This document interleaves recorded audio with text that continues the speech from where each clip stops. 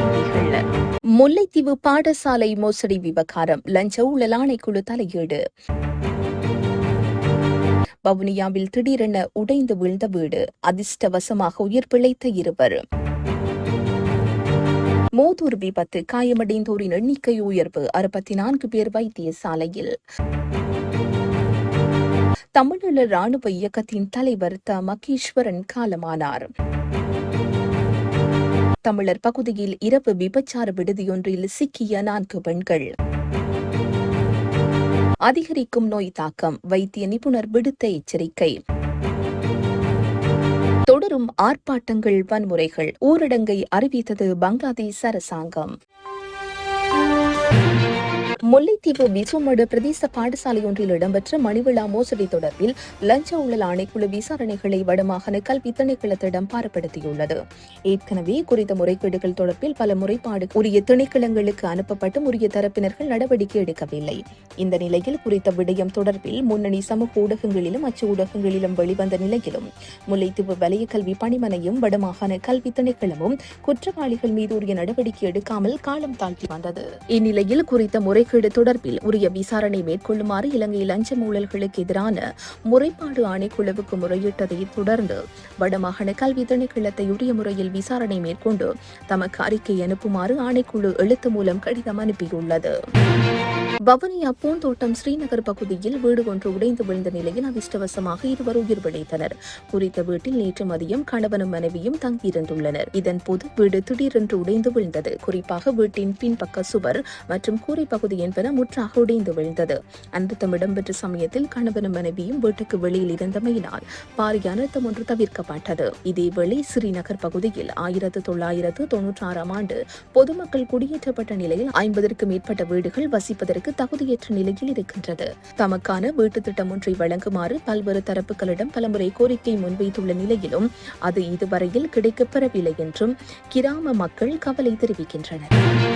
மோதூரில் இடம்பெற்ற பேருந்து விபத்தில் காயமடைந்தவர்களின் எண்ணிக்கை 64ஆக உயர்வடைந்துள்ளது. திருகோணமலை மட்டக்களப்பு வீதியில் தனியார் பேருந்து ஒன்று வீதியை விட்டு விலகி விபத்துக்குள்ளானதில் 51 பேர் காயமடைந்துள்ளனர். இந்த விபத்து மோதூர் கெங்கே பாலத்திற்கு அருகில் நேற்று வெள்ளிக்கிழமை இடம்பெற்றுள்ளது. பஸ்ஸில் பயணித்த பயணிகள், சாரதி உட்பட 51 பேர் காயமடைந்த நிலையில் மோதூர் வைத்தியசாலையில் சிகிச்சைக்காக அனுமதிக்கப்பட்டுள்ளதாக போலீசார் தெரிவித்தனர்.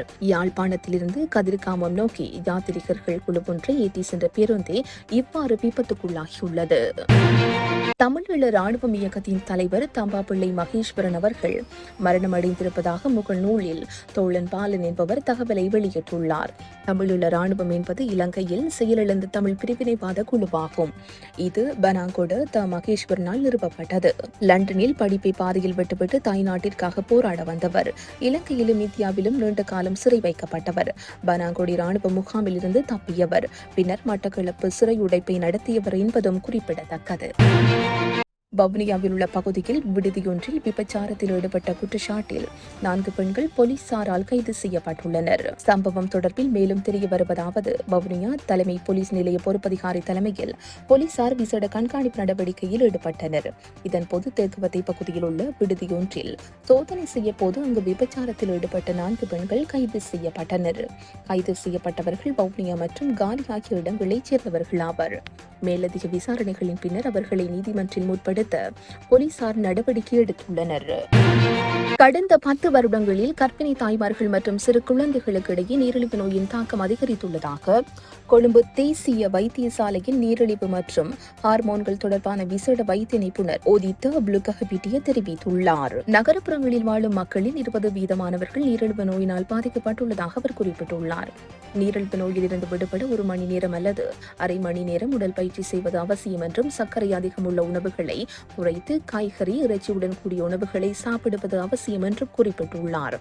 மேலும் குடும்பத்தில் ஒருவருக்கு கழுத்து பகுதி கருப்பாக மாறியிருந்தால், முகத்தில் முடி வளர்வது போன்ற நிலைமைகள் இருந்தால், அதுபோன்ற சமயங்களில் நீரிழிவு நோய் உள்ளதா என பரிசோதிக்க வேண்டியது அவசியம் என்றும் நிபுணர் வலியுறுத்தியுள்ளார். இதன்படி நீரிழிவு நோயின் அறிகுறிகள் மற்றும் நோயிலிருந்து விடுபட எடுக்க வேண்டிய நடவடிக்கைகள் குறித்து அவதானமாக இருக்குமாறு விசேட வைத்தியர் உதித்த புளுகஹபிட்டிய எச்சரித்துள்ளார்.